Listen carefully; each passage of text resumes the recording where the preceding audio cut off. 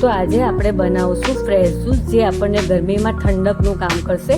એના માટે આપણને જોઈશે તરબૂચ, દ્રાક્ષ, ફુદીનાના પત્તા, કાકડી. આ બધી વસ્તુને મિક્સરમાં પીસી લઈએ અને એમાં થોડો ચાટ મસાલો નાખી અને આઈસ નાખીને પી શકો છો.